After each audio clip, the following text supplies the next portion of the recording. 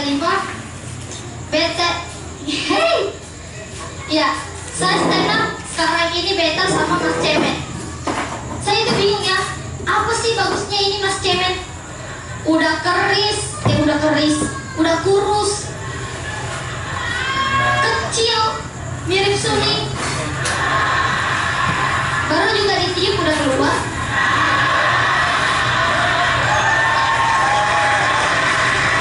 Cemen,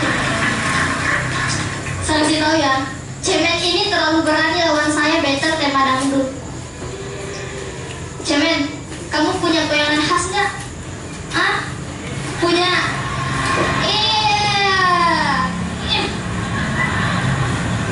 Dan gaya stand up Cemen ini ya, gaya stand upnya itu aneh. Kayak apa ya? Dia kalau bicara itu kayak orang yang kesel pulang gitu. Bismillahirrahmanirrahim. Assalamualaikum warahmatullahi wabarakatuh. Gitu cara stand-upnya gitu, Cemen mah. Dan dia bilang gini, ya for your information, kalau jadi penyanyi dangdut itu jangan galau. Nanti kalau perkenalan diri jadi kacau. Ya, aku Julia, aku Peres, aku Rapopo. Itu materinya Cemen, gitu. Gambar titik.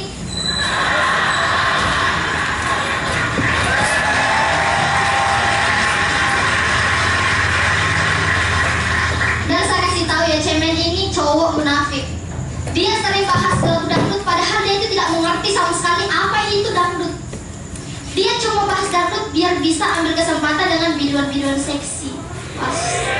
Astagfirullah Cemen. Insablah wahai Mas Cemen. Gak kayak saya ini orangnya pecinta dangdut alami. Terlihat dari body saya, mirip kecapi bencong ini. Ya, dan keluarga saya itu fanatik dangdut ya. Terbukti waktu saya ikut kompetisi ini, bapak saya malah request lagu. Ivan, nanti kalau kamu ikut itu di Indosiar, coba kamu bawakan lagunya Pecat Dunia Akhirat. Biar nanti itu Rita Sugiarto mau urus kamu ke babak selanjutnya. Saya dikira ikut Dangdut Akademi. Dan pas show satu kemarin, aku kan bawa materi tentang daya canggung itu. Imam Hasan langsung menelpon gara-gara itu. Iva, kamu itu menyanyi terlalu banyak basa-basinya. Kamu tidak usah melucu-melucu. Kamu fokus saja sama lagumu. Kamu tidak ingat Epi Masamba kan? Itu Epi Masamba dia sukses karena dia fokus sama lagunya. Kamu ini. Tapi kalau kamu ketemu Epi Masamba di sana, tolong salamkan sama mama ya. Ya mak, di sini tidak ada Epi Masamba, adanya Epi Security.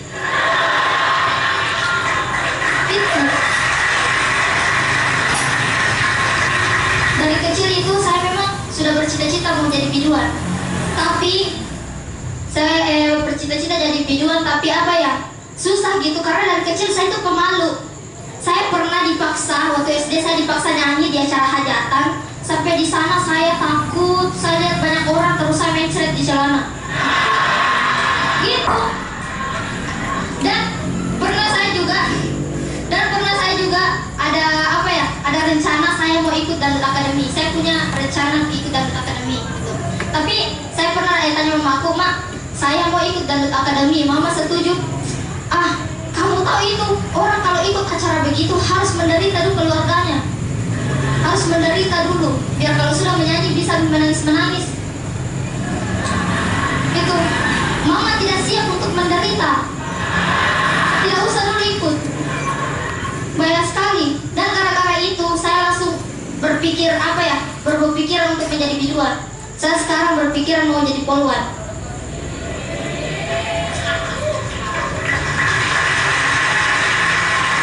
Cuma saya takutnya kalau saya keluar rumah karena saya pendek, saya keluar pakai baju poluan, ada yang tegur saya. Dari TK mana?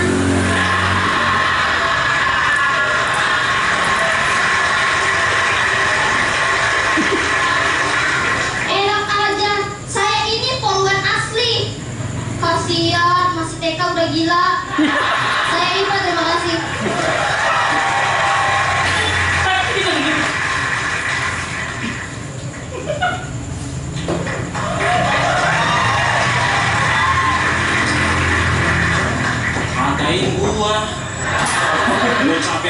aja salah lu.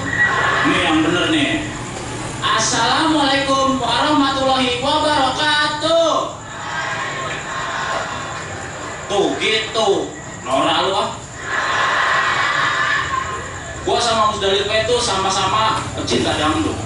Tapi gue itu suka dangdut ya karena gue itu terlahir dari keluarga dangdut. Bapak gue itu legenda tukang nyawer.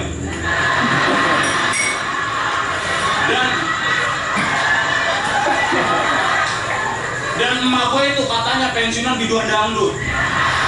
Oleh sebab itu emak gue itu kalau nasihatin gue perlu ada cangkok dan goyangan seperti ini. Kamu jangan nakal, jangan main terus, belajar yang benar biar kamu jadi pintar. Kan gak enak ya, mau gua sawet tapi emak gua.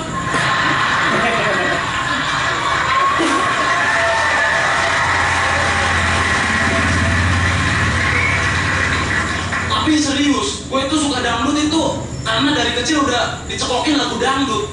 Lagu dangdut pertama yang gue dengerin itu Siksa Kubur by Ida Laila. Serius ada demi Allah. Ada lagu Siksa Kubur.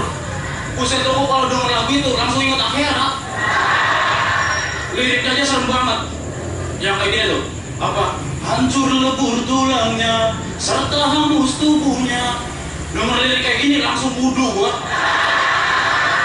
Tapi batal gara-gara nyanyi Musdalifah sambil lagi.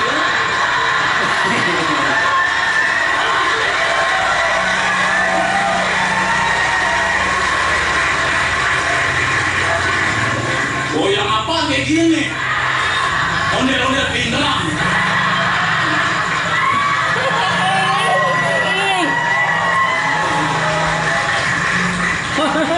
Tapi nih ya kalau melihat musik dangdut, itu musik-musik dangdut dulu itu liriknya bagus-bagus. Kayak tadi kan, Ida Laila Siksa Kubur, Remaja Rama. Kalau sekarang liriknya salah-salah, yang penting goyang aja gitu. Contohnya Woyo-woyo.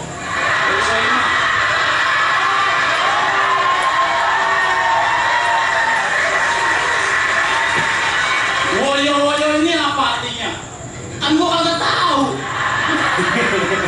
Jangan sampailah kata woyo-woyo ini mendoktrin masyarakat Indonesia tercinta. Jadi bahasa gaul. Lu gue woyo-woyo.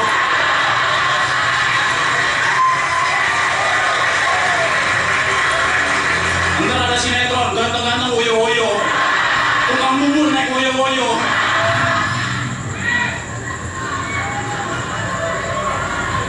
Dan asal kalian tahu nih ya, dangdut itu berasal dari suara gendang, endut. Jadi enak didengerin.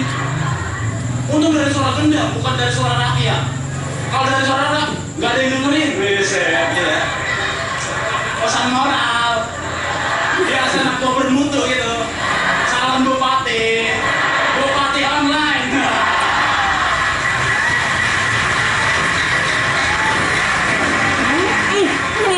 Tapi ya, instrumental primer dangdut itu selain gendang itu ada suling. Kenapa penamaan musik dangdut gak dari suara suling gitu? Mungkin susah ya. Suara suling gimana? Tuiwit. Kalau gak ada musik dangdut ada musik tuiwit. Roma Irama aja tuiwit. Indonesia bikin acara tuiwit Academy.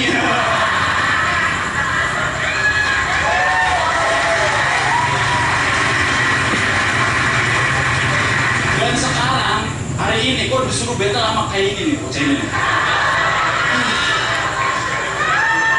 Musdalifah, wanita yang cantiknya masih dipertanyakan, ukurannya mungil, istilahnya mah minion lah ya.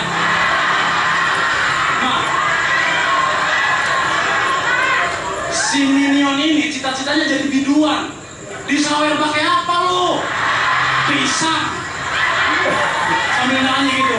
Banana, banana.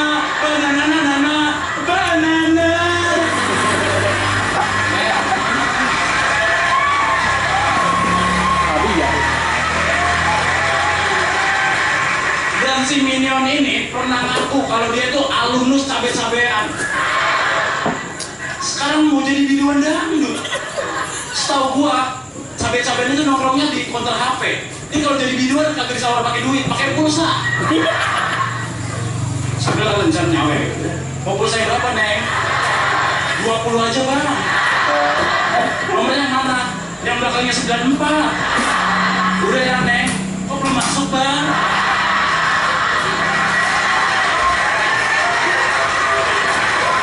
I'm Cemen, wassalamualaikum warahmatullahi wabarakatuh.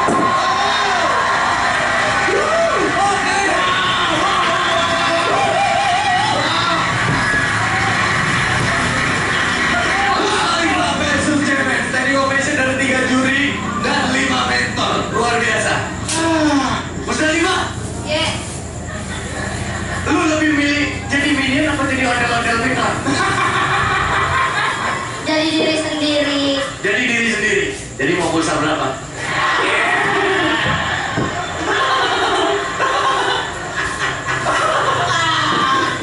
Yes. Tapi gua baru dengar calon bupati online. Iya. Itu gimana milihnya, Jok? Lewat retweet.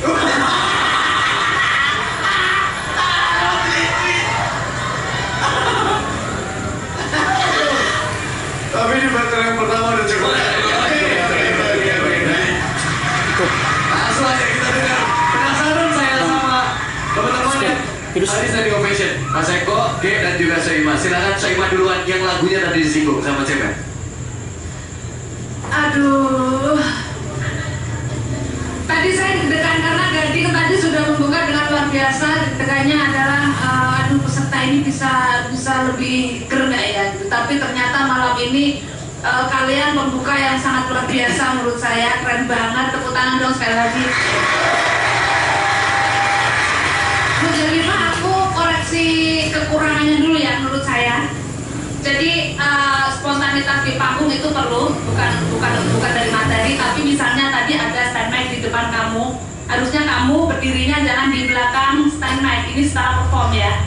Kalau ada stand mic di belakang kamu, ketika kamu perform di depannya, ya, kamu harus di depannya stand mic. Atau tadi jangan pinter stand mic disingkirin, ya, itu aja. Selebihnya nanti masalah materi biar yang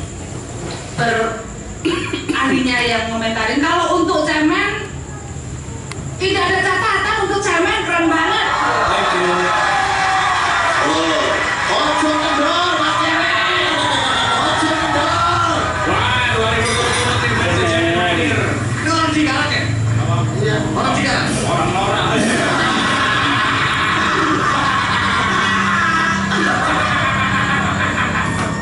Keren banget, kayaknya saya jamin Cemen malam ini lolos ini. Mengingat hanya 4 komika yang akan dibawa, Cemen udah dijamin lolos sama Kalau Soima. dari aku Baru Soima ya? harus lolos ini Harus Cemen. lolos. Ya. Oke. Itu aja sih dari aku. Ya, thank you Soima. Makasih Soima. Tadi juga standing ovation. Buat Musdalifah, iya tadi gue juga setuju tuh saran dari Mate. Kenapa kalau misalnya dari komika kenapa naik itu harus di belakangin? Soalnya gini, kalau misalkan penonton terganggu sama stand mic, penonton gak bakal dengerin set up lu, penonton bakal dan ini kenapa sih gitu. Nah kan kesian gitu, perhatian penonton terbagi dua gitu. Makanya lain kali setinggi-tingginya stand mic itu usahain pindahin aja kayak gitu. Ya overall sih tadi segarnya bagus. Nah buat si Cemen ya, gila men, terus lu kece banget. Diksi yang bagus, pemilihan diksi yang bagus, delivery-nya juga enak gua ikutin. Penggunaan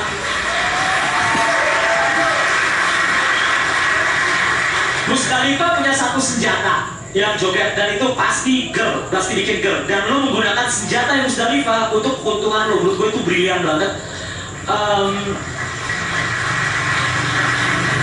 Lo mengeluarkan, tadi lo sedikit ada pesan moral, tapi lo metakin gitu, jadi lo kayak masuk pesan moral, ngerusakin set lo sendiri, itu meta gitu ya, keren banget, dan itu kita juga.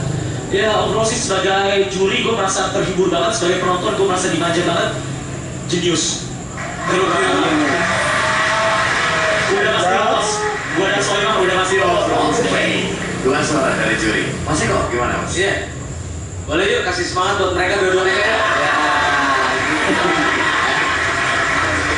Sebentar, sebelum saya mengomentari penampilan kamu berdua, saya mau tanya aja. Yang bisa bilang saya duluan tampil atau saya kedua itu siapa? Ada kesepakatan nggak? Nggak ada. Udah ditentukan. Tentukan. Udah ditentukan. Jadi satu Jadi sesuai dengan Ya, maksudnya sudah ditentukan, artinya Musdalifah dulu, baru ya cemen gitu ya. Oke. Jadi gini, saya melihatnya seharusnya kalau namanya cover atau misalnya ini ya battle gitu ya, seharusnya kompakan dulu gitu. Kalau saya lihat jumping, artinya jumping nih Musdalifah lemah kalau di awal gitu ya, harusnya dipanasin dulu. Yang sudah siap sebenarnya materi yang sudah siap adalah cemen gitu. Seharusnya tadi kalau akan lebih bagusnya awalnya adalah cemen dulu baru Musdalifah. Pasti semuanya kebagian. Karena tadi kenapa saya lihat bukannya karena tidak materinya lemah dan sebagainya, dia bingung untuk memulai dari mana ya. Karena awal dari kemarin-kemarin selalu saya kalau bilang kalau mau tampil itu yang temanya aja dulu, bicara musik aja dulu gitu ya. Baru yang benar penempatan cemen tadi. Cemen ngomongin masalah musiknya dulu. Udah gitu kita ngaturnya dia tahu, udah gitu juga observasinya paham, lagu zaman dulu Ida Laila dia tampil pernah tahu gitu ya, Usia Roma Irama tahu banget gitu. Jadi kalau kamu kan kasih tema tentang musik, jadi kulik dulu tentang musiknya dulu gitu ya, biar semua kepake semuanya gitu. Dan Musdalifah penempatan ininya aja, materi aja gitu ya, harusnya yang lebih umum dulu tentang musik, baru nyela cemen. Kalau cemen tadi lebih pintar, ngomongin tentang musiknya dulu, baru nyela kamu. Tetapi semua dua-duanya secara keseluruhan hanya berantakan. Masih kalau Radit. Iya, kalau menurutku ya udah jelas banget perbedaannya gimana ya. Tadi yang diomongin sama kedua juri soal stand mic itu tadi pindahin sama lo ngomong terlalu mojong itu, buat gue itu adalah gejalanya. Penyakitnya adalah lo tidak menganggap panggung ini rumah buat lo sendiri, Musdalifah. Lo terlalu pusing sama materi lo tidak memperlakukan ini adalah area lo, sehingga lo sibuk sama materi aja. Lo nggak sadar bahwa ada mikrofon, lo nggak sadar bahwa lo terlalu jauh di sana. Ada mic, ada set mic gitu. Jadi maksud gue, sedangkan cemen sadar banget bahwa ini dalam kesempatan dia tampil, ini panggungnya dia, ini punya gue, lu semua dengerin gue. Dan lucu. Jadi ini udah berasa gitu, udah kelihatan. Jangan-jangan problem kamu selama ini itu gitu, bahwa lo tidak pernah memperlakukan ini sebagai rumah, dan lo tidak pernah mengundang orang untuk tertawa bareng-bareng. Lo sibuk dengan materi sendiri. Dan gue sempat nembak lo tadi pagi bahkan ya jam 11 sama yang lain. Banyak banget materi yang nggak keluar, yang sebenarnya lucu gitu. Ya soal nyokap lo dan lagu barat dan lain-lain yang sempat dibawa. Ini minggu-minggu lalu juga kayak gitu. Gue dengar banyak banget materi yang sebenarnya bagus, jujur, tulus, tapi entah kenapa nggak pernah terbawakan gitu. Mungkin nanti bisa jawab juga. Gitu aja sih. Dan cemen, tulisan gue di sini lo keren banget, lincah banget, nggak ada yang harus dikritisi. Oke, sebelum dikoreksi sama mentornya, Mas Sabtian silakan. Ya ini berbeda dari hari-hari yang kemarin ya. Kalau hari ini kemarin kan tampilnya satu-satu, sekarang dua-dua, berarti lagi saya aja. Oh langsung rujuk Mas Eko. Iya. Kalau makanya mau ngobrol malu. Iya. Kalau Mas Eko mau ngobrol Mau menyampaikan itu aja. Iya. Gue pernah battle ya, dan penampil kedua itu selalu diuntungkan kalau menurut gue. Ya, itu kalau ini kan udah udah di set sama Indonesia, bisa disebut takdir lah ya. Gue menyangka cemen akan menggunakan keuntungan itu, tapi ternyata cemen sama sekali sedikit lah dia menggunakan keuntungan itu, karena ternyata dia udah siap banget sama beat-beatnya gitu. Dia mengambil sedikit saja keuntungan itu, dan cemen luar biasa. Musdalifah tadi udah dikomentarin sama yang terima kasih ya. Ya, gitu.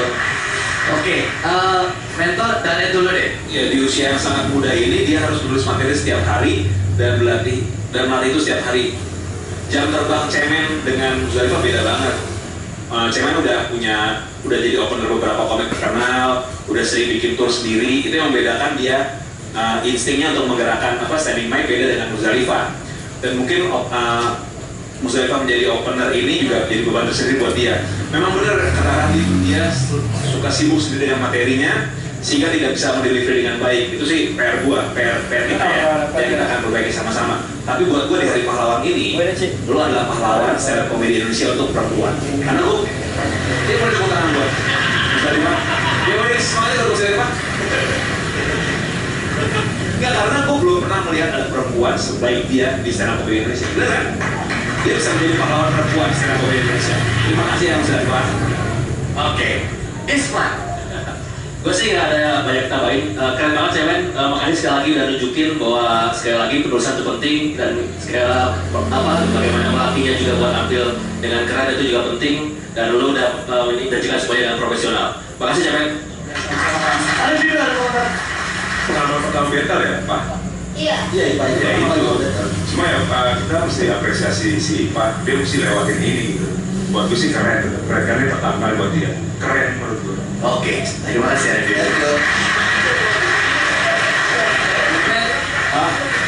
Lu kayaknya di atas angin malam hari ini. Kalau gue kan di atas panggung. Maksudnya dari penampilan. Iya. Dari penampilan. Ada yang mau diucapkan? Ini saya kok. Hati-hati.